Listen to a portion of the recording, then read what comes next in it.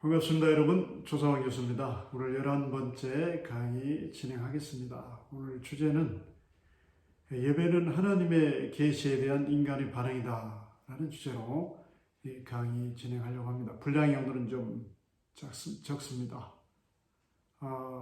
여러분 그 여행 좋아하시죠? 여행하면서 함께 가는 사람들, 동반자들이 대단히 중요하죠. 여행 동반자 중에 최악의 동반자가 누구일까요? 최악의 동반자는 반응이 없는 사람입니다. 어떤 새로운 곳에 정말 가보고 싶은 어떤 나라에 어떤 걸 보았을 때, 어떤 경치라든가 어떤 유적이라든가 보았을 때 턱이 쭉 빠질 정도로 그렇게 감탄하고 소리를 지르고 반응을 할 수 있는 그 반응하는 능력이 뛰어난 사람들하고 여행을 같이 해야지 유익하고 또 여행이 피곤치 않고 즐겁습니다. 반대로 이 냉소적인 사람, 반응이 없는 사람하고 여행하면 그 여행은 망칠 수가 있습니다. 어떤 신비로운 정말로 어떤 좋은 귀한 유적지라든가 어떤 경치를 봐도 별 반응이 없다. 그리고 냉소적으로 저거 다 보았는데 TV에서 보았고 다 아는 건데 이렇게 반응한다고 하면 이 여행이 힘 빠지게 될 것이고 참 재미가 없을 겁니다. 자, 오늘 주제가 하나님의 계시에 대한 인간의 반응이 예배이다. 예배는 하나님께 의식 안에서 반응하고 또 삶의 영역에서 하나님께 반응하는 것이 또 삶의 예배이고 또 사적인 예배다라고 말씀을 드렸습니다. 자, 기독교 예배는 아무렇게나 내 생각대로 즉흥적으로 내 기분 따라 드리는 것이 아니고 하나님의 예수 그리스도를 통한 하나님의 계시에 기초합니다. 즉 기록된 말씀 계시의 기초에서 그 말씀의 원리 안에서 말씀의 규범 안에서 교훈 안에서 하나님을 영원롭게 하고 또 하나님께 영광을 돌리는 것이 곧 예배입니다. 그래서 기독교 예배는 어떤 경우에라도 항상 신학적 기초 위에, theological basis 위에서 드려져야 합니다. 그리하면 인위적으로 인본주의적인 것들이 가미될 수가 없습니다. 자, 기독교 예배는 조심해야 될 것이 공리적인 예배, 유틸리테리안, 또 실용적 프래그마티즘, 이 실용적 공리주의, 요즘 많이 이 예배가 퇴색되고 있고 뭔가에 섞여가고 있는데 그런 것들입니다. 인간의 어떤 목적을 위해서 공리적인 또 어떤 효과를 또 바라는 어떤 목적을 가지고 예배를 드린다고 하면 그걸 위해서 인위적인 것들이 가미될 수밖에 없는 거죠. 인위적인 것들을 끌어올 수밖에 없습니다. 그래서 예배가 하나님께만 전적으로 영광을 돌리며 그 하나님의 거룩한 임재 앞에서 주의 백성들이 회복이 되고 또 언약을 확인하고 구원을 확증하고 또 하나님의 명령을 받들고 또 삶으로 우리가 밖에 나가서 그리스도인들의 사명을 감당하는 그런 모든 것들이 총체적으로 이루어지는 그런 예배라기보다는 어떤 인간의 흥미라든가 인간의 감성만 터치해주는 그 엔터테인먼트 같은 그런 부분들이 있음을 우리가 경계해야 되겠습니다. 그래서 예배를 통해서 하나님 영광을 돌리는 것 외에 어떤 인간의 목적을 이루려는 시도를 하지 말아야 되는 것이죠. 그것은 인위적인 것입니다. 육신적인 것이죠. 여러분 구약에 보면 레위기 10장에 아론의 아들 나답과 아비후가 향로를 가지고 불을 피웁니다. 그런데 하나님이 명령하신 불이 아니고 하나님께로부터 온 불이 아니고 자기들이 만든 불, 자기들이 피운 불을 가지고 인위적으로 피운 불을 가지고 향로에 분향을 하게 됩니다. 그때 하나님께서 진노하시고 불이 나와서 여호와 앞에서 불이 나와서 그들을 삼킴에 여호와 앞에서 죽었더라. 자, 예배는 하나님 거룩하신 하나님의 존재 앞에서 하나님 앞에서 여호와 앞에서 드리는 것인데 바로 하나님이 명령하지 아니한 인위적인 요소가 들어갔을 때 하나님은 거룩한 반응을 하십니다. 하나님의 거룩한 반응, 공의의 반응이기 때문에 죄에 대해서, 죄의 행위에 대해서 즉각적으로 구약에서 하나님이 반응을 하셨습니다. 자, 레위기 9장에 보면요, 불이 여호와 앞에서 나와 제단 위에 제물과 기름을 사른지라 온 백성이 이를 보고 소리 지르며 엎드렸더라. 제사장들은 여호와께로부터 하늘로부터 임한 그 불을 통해서 번제단에 불을 피우고 향을 분향을 했습니다. 그런데 나답과 아비후가 하나님의 명령을 따르지 않습니다. 말씀을 무시합니다. 하나님의 말씀 계시를 무시합니다. 그리고 자기들이 편리할 대로 인위적으로 자기들이 불을 피워가지고 그 불로 어떤 형태로 피웠는지 모르겠지만 어쨌든 하나님 명령하신 불이 아닌 다른 불을 가지고 분향함으로 하나님의 진노를 받게 됩니다.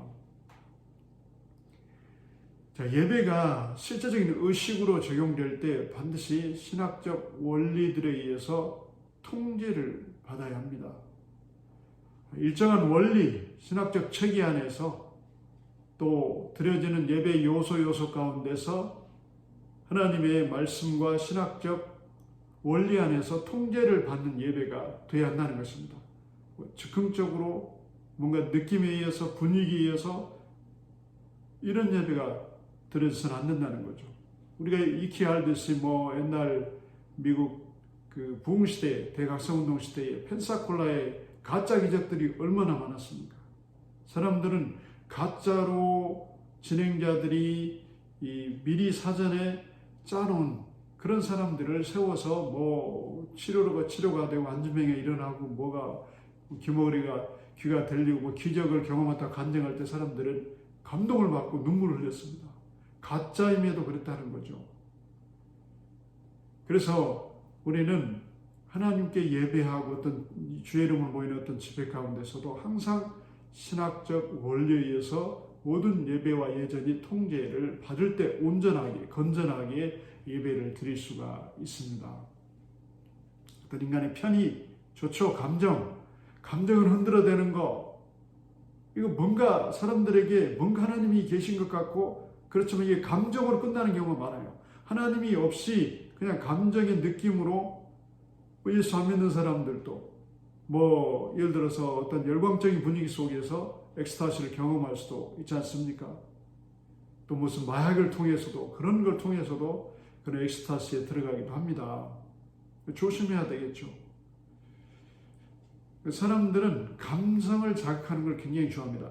물론 하나님께 반응하고 사람과 관계성 속에 반응할 때 감성적인 부분이 분명히 중요합니다. 그러면 거기에 지나치게 그런 부분을 자극하려고 해서는 안 됩니다. 설교할 때도 마찬가지입니다. 이 알레고리칼한 또 이런 풍류적인 그런 부분에 초점을 맞춰서 억지로 하나님 말씀의 근본적인 내용이 아닌 다른 걸 가지고 자기 목적을 위해서 알레고리칼하게 풍류적으로 해석을 해서 전한다고 하면은 듣기에 성도들은 아주 좋아할 수 있어요, 순간적으로. 그러나 이것이 독이 됩니다. 이것은 하나님의 원하시는 게 아니고 자기의 생각, 인간의 감정을 터치해서 뭔가를 이루려고 하는 이런 시도하지 말아야 되는 거죠. 하나님의 근본적 말씀 안에서 그 정해진 테두리 안에서 바른 말씀을 전하고 생명을 살리는 말씀을 전하고 온전하게 그 기본에 우리가 충실해야 한다는 것입니다. 이 하나님의 계시는 단순히 지식 전달에 그치지 않고 역사 가운데서 자신을 드러내신 하나님의 자기 계시를 의미합니다. 그러니까 인간의 어떤 순간적인 어떤 느낌, 분위기 좋은데 이 분위기로 예배드리고 이런 게 아니라는 거예요. 하나님은 자신을 계시하는 과정에서 전적인 주도권을 가지십니다. 예배의 주도권 역시 예수 그리스도께서 주도권을 갖고 계십니다. 예수 그리스도를 통해서 우리가 하나님께로 나갑니다. 하나님의 뜻을 우리가 발견하게 되고 또 하나님을 직면하게, 하나님을 만나게 됩니다. 자, 하나님 자기 계시의 정점은 예수 그리스도의 성육신입니다. 우리가 잘 알듯이 성육신을 통해서 자신을 온전하게 계시를 하셨습니다.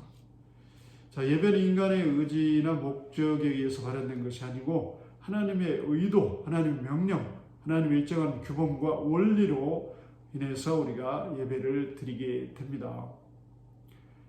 또 기독교 예배는 단순히 창조주 하나님의 임재 안에서 예배일 뿐만 아니라 구원하시는 하나님의 임재 안에서 드려지는 사람을 구원하기 위한 예배도 됩니다. 그러므로 예배 가운데서 하나님께서 우리에게 은혜를 베푸실 때 우리가 온전하게 반응해야 되고 전인적으로 나의 모든 인격의 총체적인 것들을 동원해서 하나님께 반응하고 거룩하고 정결하고 온전하게 반응해야 됩니다. 나답과 아비후처럼 자기의 생각으로 하나님을 재단하고 하나님을 제한하고 자기의 편할 대로 하나님을 예배하고 한다면 이것은 하나님이 받지 않는 예배이고 잘못 반응하고 있는 것입니다. 나답과 아비후는 하나님께서 명령하신 그 불을, 그 절차가 어떻든 간에 좀 까다롭더라도 그 불을 받아서 분향을 해야 돼요. 근데 그것을 하기 싫은 거예요. 요즘 편리주의 얼마나 좋습니까? 편리주의. 예배를 이렇게 복잡하게 드려? 꼭 이렇게 성찬식을 해야 되는가? 이걸 꼭 해야 되는가? 그냥 예배 우리 편할 대로 좀 뭔가 순서도 줄이고 해서 시간도 줄이고 그렇게 하면 좋지 않을까? 이게 인간의 생각이라는 거죠. 일정한 원리와 질서가 분명히 있습니다. 그 안에서 드려져야 됩니다. 예배를 통해서 우리는 하나님께 공경, 하나님께 존경, 높임, 칭송을 드려야 됩니다. 이 adoration, 하나님을 향한 공경심을 우리가 온전하게 드려야 돼요. 존경심, veneration, 하나님께 우리의 마음을, 우리의 전 존재를 표현해야 됩니다. 할 수 있는 한 모든 걸 표현해야 돼요. 하나님을 높이는 거, exaltation, 하나님 어떻게 높여요? 때로는 우리가 손들고 찬양할 수 있어요. 때로는 우리가 목소리를 높일 수 있어요. 하나님 앞에서 진심을 담아서 표현할 수 있어야 돼요. 하나님을 칭송하는 것, 하나님을 드높이는 것. 얼마든지 우리가 하나님 앞에서 온전하게 반응해야 되고 전인적으로 반응해야 됩니다. 자, 예배를 받으시는 우리 하나님은 우리 인간이 하나님을 경배하고 신뢰하고 감사할 수 있도록 늘 자신을 드러내십니다. 특별히 이제 말씀 계시 안에서 하나님의 뜻을 자기를 또 계시를 하십니다. 자, 기독교 예배는 영원하신 하나님의 계시에 대한 인간의 전적인 반응입니다. 전적인 반응이에요. 부분적인 반응 아니고 내가 기분 좋을 때만 반응하고 기분이 안 좋고 뭔가 우울하면 그냥 반응이 안 되고 그냥 마음을 닫아버리는 거예요. 이건 반응하는 게 아니죠. 내 기분과 상관없이 주변의 환경과 상관없이 하나님께 내가 전적으로 반응해야 하는 것. 이것이 온전한 예배의 원리입니다. 예배학자 데이비드 로버츠는 예배용 안에서 심리학적 관점으로 설명을 합니다. 그는 이렇게 얘기합니다. 우리는 우리의 감각을 통해 하나님께 반응한다. 우리가 하나님 앞에 나아갈 때 우리의 오감을 다 동원하여 반응해야 한다. 보는 것, 듣는 것, 냄새, 맛, 터치 등 우리는 우리의 또 생각을 가지고 하나님께 반응한다. 왜냐하면 하나님은 우리를 생각할 수 있는 존재로 지으셨기 때문이다. thinking being으로 우리를 지으셨기 때문에 우리가 하나님께 우리의 마인드를 가지고 반응을 해야 됩니다. 또 우리는 이모션, 감정을 가지고 하나님께 반응해야 됩니다. 풍부한 감성 참 중요한 거죠. 왜냐하면 우리가 하나님은 우리를 느낄 수 있는 존재, 사랑할 수 있는 존재로 지으셨기 때문에 그렇습니다. 또 우리는 우리의 의지를 가지고 하나님께 반응해야 된다고 말합니다. 자, 하나님이 우리를 의지적 존재로 지으셨기 때문입니다. 자, 우리의 의지가 하나님의 의지와 원하심에 완전히 굴복하기 전까지는 온전한 반응을 하기가 힘들다. 아까 나답 아비후를 얘기했죠. 그들이 온전하게 하나님의 원하심에 굴복하고 온전하게 반응을 했더라면 자기들의 생각대로 하지 않았을 거라는 거죠. 더 나아가서 우리는 지고의 의식적 혹은 양심적 수준으로 하나님께 반응해야 된다고 말합니다. super conscious level.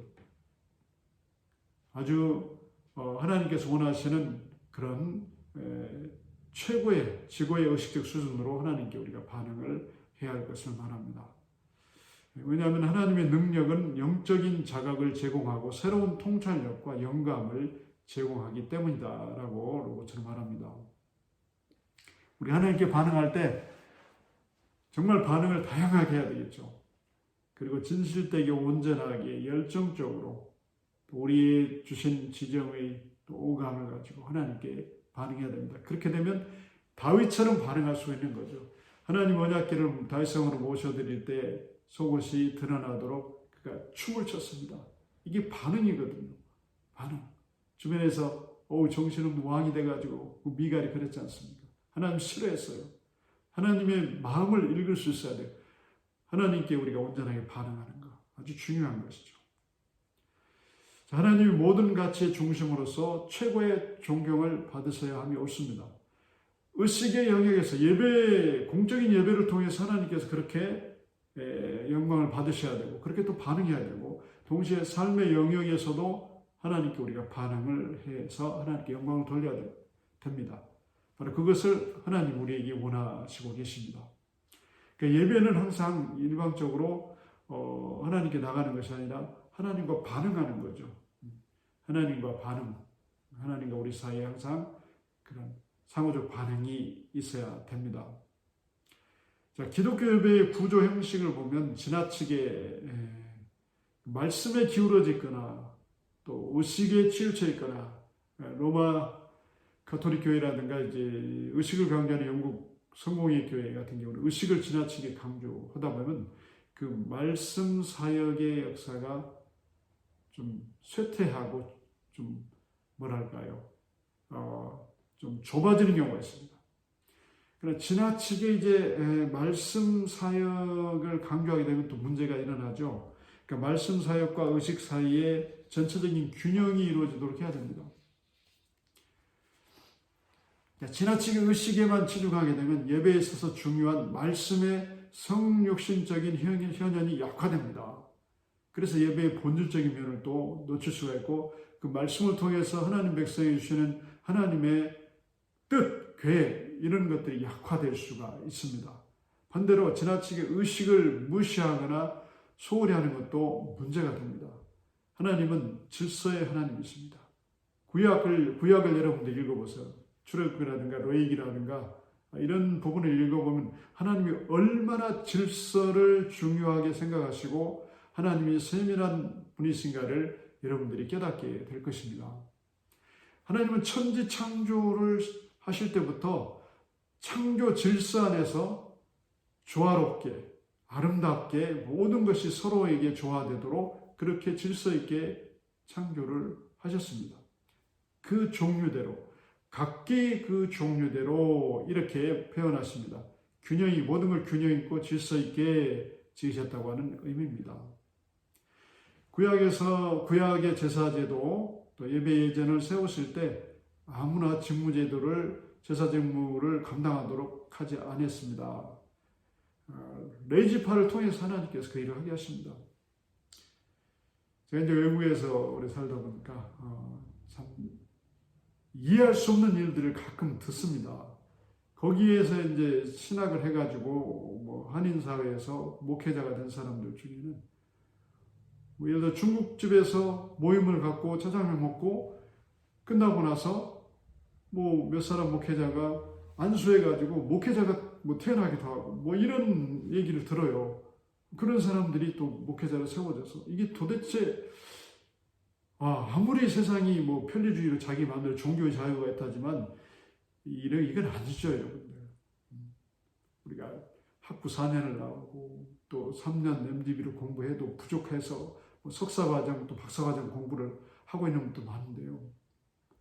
정말 준비하고 철저히 준비해도 모자라고 부족함을 느끼는데 그냥 몇 개월 해가지고 목사한수를 그냥 방에서 식당에서 이렇게 준다고 하면 이건 하나님 보시기에도 그렇고 세상 사람들이 보기에도 그렇게 이제 목회자가 탄생하게 되면 많은 문제들을 일으키죠. 지식적인 면이라든가 영적인 면이라든가 도덕적인 면이라든가 여러 면에서 문제가 많이 일어나지 않습니까? 그래서 무슨 여러 가지 안 좋은 것들을 이렇게 만들어내는 경우가 있습니다.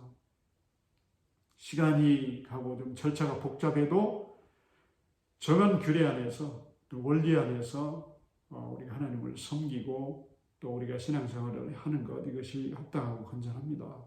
자, 구약의 제사장이 레위 지파를 통해서 임명하도록 모세에게 명령을 하십니다. 자, 하나님 정하신 의식의 법대로 제사장 직분을 정확하게 수행하게 합니다. 질서 있게 수행하도록 합니다. 출애굽기 28장에 보면 아주 세밀하게 그 규례를 하나님 정하셨어요. 자, 하나님께서 균형과 질서, 이것을 얼마나 강조하시는지 여러분들이 이 성경을 통해서 확인할 수가 있습니다. 구약의 제사제도 성막을 지을 때 또 각종 예법, 제사장에 관한 모든 걸 의복, 판결, 형패, 에봇, 띠, 관 등등 예배와 관련된 그 어느 것 하나라도 소홀히 대충 지시한 적이 없습니다. 정확하게 하셨습니다. 그리고 예물 드리는 각종 희생제물, 각종 헌제물들도 구체적으로 말씀을 하세요. 구체적으로. 그래서 하나님이 질서의 하나님이심을 우리가 알아야 되겠습니다. 예배 가운데도 일정한 질서, 형식, 구조가 분명히 있습니다. 이것을 무시하는 것, 이건 잘못된 것이죠.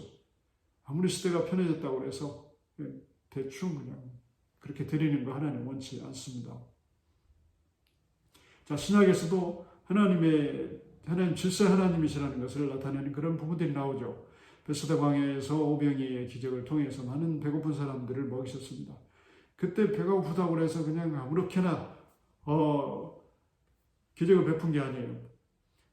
거기 보면은 질서 있게 50명씩 질서 있게 다 앉힌 후에 하늘로를 축사하시고 그 다음에 이제 기적을 베풀어 주십니다. 누가복음 9장에 보면 하나님 질서의 하나님이십니다. 그래서 교회는 하나님을 예배하는 일이나 헌신하는 일이나 봉사하는 일이나 모든 기관, 모든 면에서 머리 대신 예수 그리스도를 따라서 품위 있고 질서 있게 모든 걸 수행해야 합니다. 고린도 교회는 질서가 없었어요. 막 은혜 받았다고 예언한답시고 해가지고 방언한답시고 서로 충돌하고 분위기가 별로 안 좋았어요. 다 그냥 자기를 드러내려고 하고. 그래서 바울이 그들을 교훈을 합니다. 책망도 하고. 차례대로 질서대로 방언도 하고 통역하는 데 없으면 교회에서 잠잠하라. 다른 사람들, 신앙 없는 사람들 시험에 들 수 있잖아요. 이상한 소리 해야 되니까. 그래서 질서의 하나님을 그들이 바르게 알고 예배라든가 모든 행위를 통해서 품위 있게 질서 있게 하라고 교훈합니다. 하나님은 무질서의 하나님이 아니시오 오직 화평의 하나님이시라. 질서의 하나님, 모두가 조화를 이루는 화평의 하나님이라는 걸 강조합니다.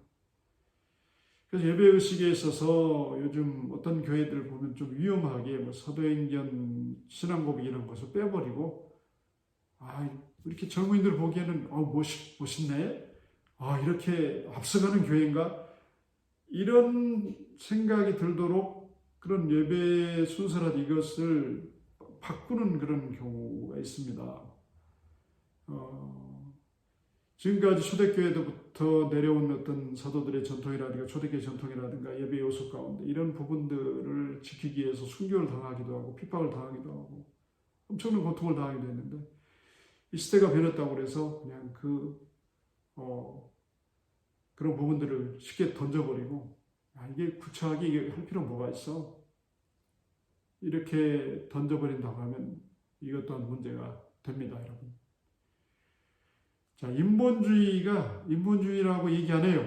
인본주의가 그럴싸하게 어떤 이유를 가지고 어떤 합리성을 가지고 다가오기 때문에 이런 시대에는 21세기 첨단 21세기를 우리가 살아가고 있는데 첨단 과학 문명이 발달한 우리의 예배도 좀 뭔가 달라져야 되지 않느냐 이런 인간적인 생각하지 말라는 거죠. 하나님을 예배함에 있어서 아무리 세상이 변해도 하나님은 하나님이셔요. 하나님 말씀은 변질되지 않아요.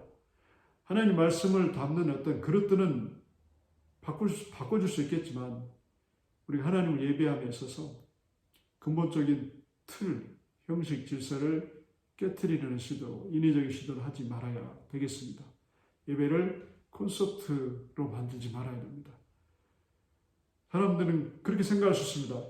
나답과 아비후가 무슨 그리 큰 잘못을 했길래 즉사했는가? 불이 나와서 태웠단 말인가? 인간적으로 생각하면 그렇잖아. 하나님 너무하신 거 아니냐고. 그렇지만 이 레위지파 아론의 아들들은 하나님께 구별된 사람들이고 예배를 집례하는 사람들입니다. 거룩하신 하나님, 공의와 사랑의 하나님 앞에 나가서 예배를 드리면서 중요한 부분인 분양은 기도를 상징하지 않습니까? 백성들을 위해서 분양하는 일을 하는데 하나님 명령한 그 절대 기준을 던져버리고 자기들의 생각대로 편할 대로 다른 불을 가지고 불을 분양을 했다는 거죠. 심각한 거죠, 이것은.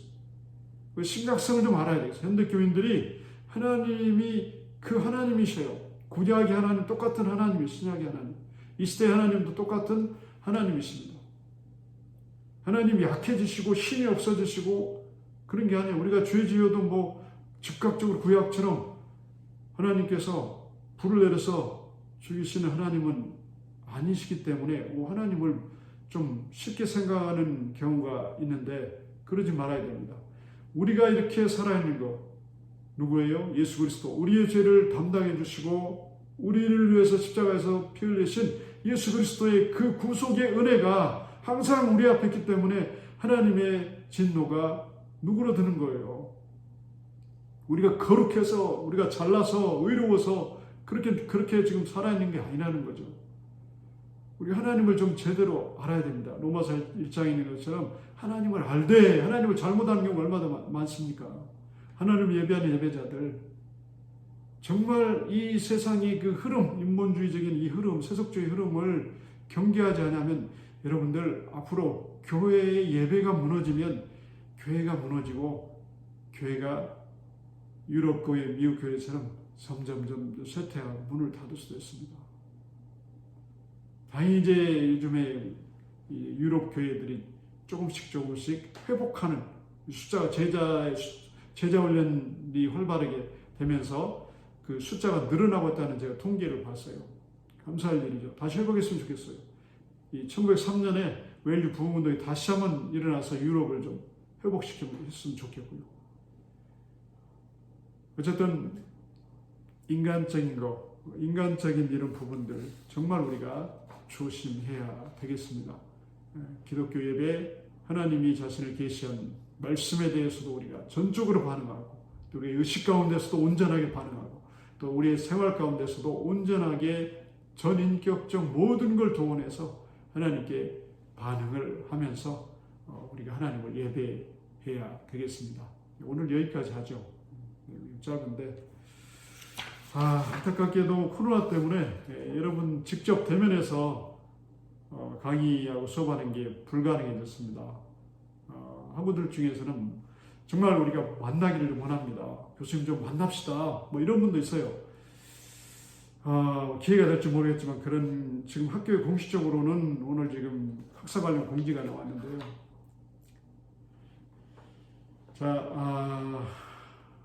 대략적으로 말씀드립니다. 비대면 수업으로 끝까지 진행합니다. 15주차가 지금 야간은 25일 목요일, 주간은 26일 금요일이 마지막 시험 주간입니다. 이런 시험 어떻게 볼 것인가? 저는 이제 그런 직원들하고 얘기를 했는데요.